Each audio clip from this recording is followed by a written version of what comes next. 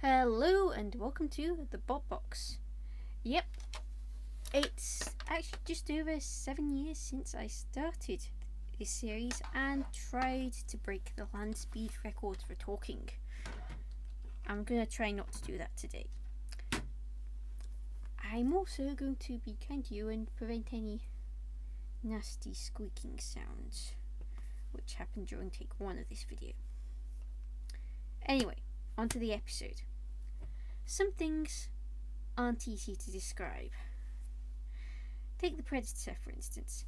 For those of you who've seen the Predator films, the Predator's design was based on the titular Predator, but less green. It was silver coloured, it did not get painted. It was armed with a lifter and an axe. For those of you who haven't seen the Predator films, like me, the Predator, like I said, silver coloured, armed with a lifter and an axe of the ice peak persuasion. It's very, very large, kind of rectangular, boxy design, but rather than being your typical box, it had more of a rib cagey design, and was armed, but it was mostly armed with Teflon coated aluminium, and not very thick Teflon coated aluminium either.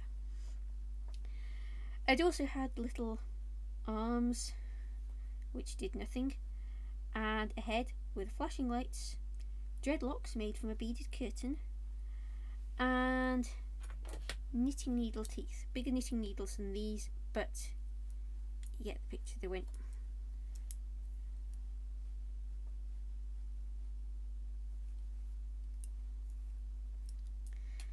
It didn't. They weren't a weapon. Nothing would have got high enough to for them to attack, but they were there. The Predator was its team's secondary robot. They'd been in Series 3 of Robot Wars with the Crippler and didn't do very well. The Predator made its debut in Series 4 of Robot Wars and landed in Heat P, where it drew lifter, spikebot, razor blade, and second-seeded horizontal spinner Hypnodisc. Yeah, it's a rough draw. The Predator didn't go after anyone early on, but it did take a hit from Hypnodisc, leaving a gash in their armour. A second hit followed, as did a third. Hit 4 happened after Hypnodisc had attacked Razorblade. The Predator's rear armour was now partially detached. Basically, it was attached at the top, but the bottom, just no. Hit 5 made things worse on that front, causing the Predator to spin around, like it was trying to show the crowd the damage it had taken. Another hit dislodged something, probably a motor, which after the battle it was still, well, throughout the rest of the battle it was attached to the Predator, but it was not inside the Predator. Hypnodisc then went after Razorblade, as did the Predator, just ended up really close to Razorblade. So Hypnodisc attacked both of them at the same time. So, once again it became clear that the motor was no longer inside the Predator, but also the Predator's lead acid batteries were not inside the Predator anymore either.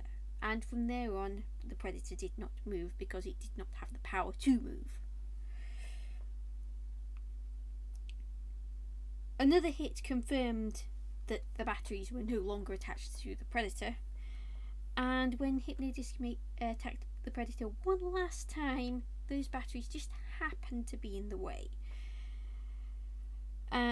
One of them basically is just broken, leaking ominous smoke, all kinds of bad things you do not want to have happen to your battery. On the positive side, they were not LiPo batteries, but because the Predator took way more damage than Razorblade did, the Predator was out. And they ended up giving part of their front armour, the stronger front armour, that went nowhere near Hypnodisc, to Hypnodisc's team as a battle trophy. The Predator tried to qualify for Series 5 with a different robot, still with the Predator theme and green this time, but this time they did not qualify. After that, they didn't return to Robot Wars at all. The Predator is the closest looking competitor to Sakilot appearance wise, but there was kind of too much going on with the decorations, and the armour ended up paying the price. A few of the Series 4 spinners probably could have taken her out. In fact, probably most of the robots in Series 4 could have taken out the Predator. The Predator is very hard to judge, mainly because they had a worst case scenario draw. Probably of all the draws, all the robots they could have ended up against, Hypnodisc was probably at the bottom of their list of the robots they wanted to face. I mean, at least I would say Chaos 2, once you get flipped out to the arena, you can take no further damage. It's a safe place to be. But Hypnodisc, there's no hiding place. However, I'd like to note that I am rather amused by the team captain being oddly proud of the Predator's dreadlocks. And the knitting needle survived. So, yay, as did the dreadlocks. It's the little things. Anyway, who's next? Taiki, please be kind.